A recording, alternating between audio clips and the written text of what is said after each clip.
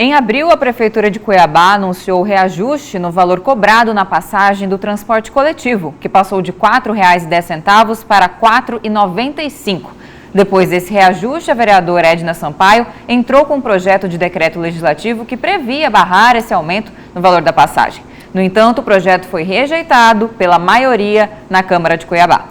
E é para falar sobre esse e outros assuntos que está aqui ao vivo no estúdio do Jornal do Meio-Dia, a vereadora de Cuiabá pelo PT, Edna Sampaio. Boa tarde, vereadora. Boa tarde. Seja bem-vinda aqui. Obrigada. Boa tarde. Boa tarde.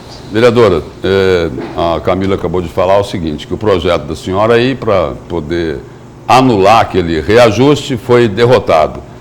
Quando será, hein, que a Câmara, como instituição, vai sair em defesa da população de Cuiabá? Porque lá atrás, antes de se eleger, esse é o compromisso do vereador quando ele vai lá bater nas costas do eleitor e pedir o voto, não é isso? Sim, com certeza, Lúcio. Nós temos um grande déficit de representação dos interesses do povo nos espaços do poder.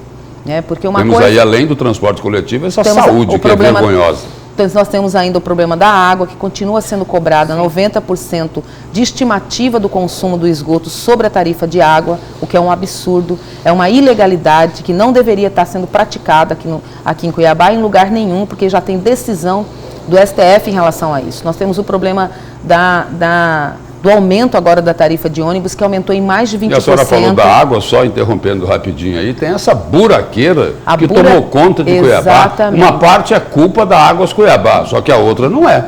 Só que a outra não é. Tem muito lugar aí com enormes crateras e que a Águas do Cuiabá não fez obra nenhuma ali. Exato. Então nós temos esse déficit muito grande, porque os interesses da política, os políticos acabam sendo capturados por interesses que não é o interesse da população. E isso impede que, numa pauta como essa, tão importante, que é o aumento das tarifas públicas, no momento em que há aumento da pobreza, insegurança alimentar, 32 milhões de pessoas no Brasil hoje não têm o que comer, em Cuiabá não é diferente. A própria Secretaria de Assistência Social indica um número considerável de famílias em situação de extrema pobreza e nós não temos um poder público capaz de frear a ganância e os interesses unilaterais das empresas em detrimento da vida e do interesse da população. Então isso é muito grave, muito triste. Vereadora, e existe alguma outra medida que a senhora e sua equipe aí tem estudado? Porque aparentemente só a senhora que tem interesse aí em barrar esse reajuste, né? Os outros vereadores até votaram aí em relação ao seu projeto de uma forma expressiva, mas a maioria aliada, né, a Poder Executivo acabou barrando. Existe outra medida jurídica ou até mesmo legislativa que poderia barrar esse reajuste? A população vai ter que suportar isso mesmo? Então, nós vamos continuar a luta, né? O que nós vamos fazer, vamos chamar uma audiência pública. Nós estamos tentando articular ainda, não conseguimos caminhar ainda com isso, um estudo sobre os modelos de financiamento do transporte público que existem, né? Porque o transporte público não pode funcionar exclusivamente a lucratividade da empresa concessionária, a passagem, ao preço da passagem. Nós temos que ter um aporte mais significativo do poder público para que o subsídio do poder público possa fazer com que reduza o valor da passagem para o usuário. Aumentar, já existe, mas se o problema é a questão do valor, do custo do empreendimento para o empresário, então o poder público, num momento como esse, tem que aumentar o subsídio para baratear o custo para a empresa. Para o usuário. Então, nesse sentido que a gente está querendo discutir. Existem outros modelos de financiamento, por exemplo, ao invés de a gente contratar uma única empresa concessionária, por que não diversificar os modais de transporte coletivo, combinando, por exemplo, os aplicativos públicos, né, com o aplicativo público, que é outro projeto que nós temos na Câmara Municipal, com o transporte tradicional de ônibus, né? Então, essas iniciativas podem gerar renda para a população, micro-ônibus, carros particulares que podem ser cadastrados e qualificados para poder prestar serviço à população, de modo que a população tenha escolha e não seja submetida ao monopólio que interessa exclusivamente à empresa concessionária e que fere o direito fundamental da população de ir e vir. Então, essa é uma questão que a sociedade precisa se atentar para isso, porque quando você aumenta, são R$5 que as pessoas estão pagando diariamente.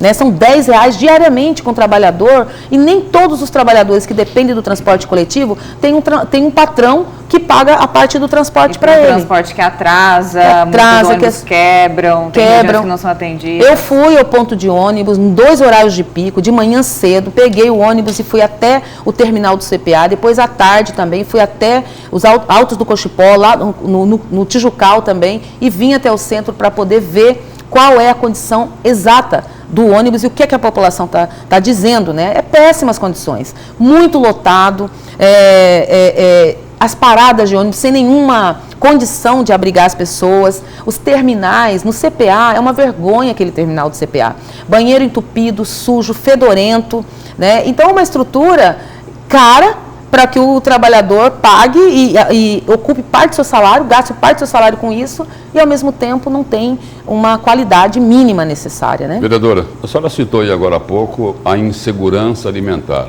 Essa semana foi divulgada aí uma pesquisa com números assustadores. Sim. 33 milhões de pessoas no país ou não sabem se vão comer ou já estão passando fome. Essa pesquisa era para parar o país. Os governantes tinham que parar de fazer tudo que eles estavam fazendo para cuidar disso, mas não. Todos eles nem se importaram com esse sofrimento da população que não tem o que comer, está morrendo de fome. E aí? Lúcio, essa é no Brasil inteiro, no Brasil inteiro. Essa é uma questão que me toca muito profundamente. Porque é incrível que os que comem não se sensibilizam com os que não comem. E são muitos, são milhares de pessoas em situação de fome nesse país. E é incrível que nenhum poder, nem o judiciário, nem o legislativo, nem o executivo tenham tido até agora coragem de se levantar para resolver o problema. Isso vale também não só para o governo federal, todos vale aqui os para Mato Grosso também. Para o Mato vale Grosso, aqui também. Porque aqui em Mato Grosso nós temos em torno de 400 mil pessoas vivendo na linha da extrema pobreza. Exatamente. A maioria em Cuiabá. Exatamente. E nós somos então, o quê? O maior produtor de alimentos do país, é isso? E você tem, por um lado, pessoas ligadas, tem uma matéria aí do agronegócio, pessoas ligadas ao agronegócio, saindo na revista Forbes como as pessoas mais ricas do mundo, né? E nunca se ganhou tanto com a exportação, porque não tem política nacional que preserve a produção de alimentos aqui para o mercado interno, a custos acessíveis à população. Então, todo mundo está exportando e a população que se lasque. Não tem uma política de preços também. Então, essa situação é gravíssima. Nós entramos desde o começo do nosso mandato, no ano passado, com ação no Judiciário, com um projeto no Executivo, com um projeto na Câmara Municipal. Nem o Poder Executivo, nem o Poder Judiciário e nem o Poder Legislativo tomaram qualquer providência em relação a isso. O programa que o governo do Estado, que alega ter em caixa no ano passado 5 bilhões de excesso de arrecadação, não foi capaz de fazer uma política pública de transferência de renda efetiva para todo mundo. É o cartão Ser Família que é dado às pessoas a cada 2 meses. Então não resolve e o município não tem nada. Vereador, em relação agora a outro setor que está assim caótico, que é a saúde, né? A gente até repete muito isso, mas é necessário que a cada dia denúncias novas aí são evidenciadas. Recentemente o vereador Diego Guimarães também foi a uma UPA abandonada, com medicamentos ainda dentro do prazo de validade, que não foram entregues à população. A Câmara parece que não está fazendo nada, a população sente isso, né? Tem alguma estratégia, a oposição está se articulando para criar algumas outras CPI e forçar o Poder Executivo a cumprir, né, as empresas também que realizam esse trabalho, a destinação dos medicamentos, enfim, para que a saúde não padeça dessa forma, a população que tem que esperar horas na UPA, falta de médicos? Então, a gente tem os poderes instituídos, né? O poder legislativo é um poder que não tem a capacidade de fazer as coisas acontecerem, né? O poder legislativo fiscaliza, denuncia, apresenta indicações. Agora mesmo, essa semana eu estou fazendo a fiscalização da execução do projeto de lei, da lei que foi aprovada, da distribuição dos absorventes nas unidades de saúde, de educação e de assistência social, conforme está descrito na lei. E até hoje as pessoas sequer receberam a lei na unidade para saber, agora nós vamos ter que distribuir absorvente, vamos ter que cadastrar as pessoas. E há quantos meses já foi aprovada essa lei? Então, há um problema crônico de gestão na saúde pública, que não é um problema apenas do município, é um problema do Estado, é um problema nacional. A saúde pública foi completamente privatizada. E se não há unidade... Privatizada por quem? Pelas empresas que prestam serviços à saúde e que ganham independentemente da qualidade desses serviços prestados. São milhões dos cofres públicos que vão para pagamento dessas empresas. Gerando com isso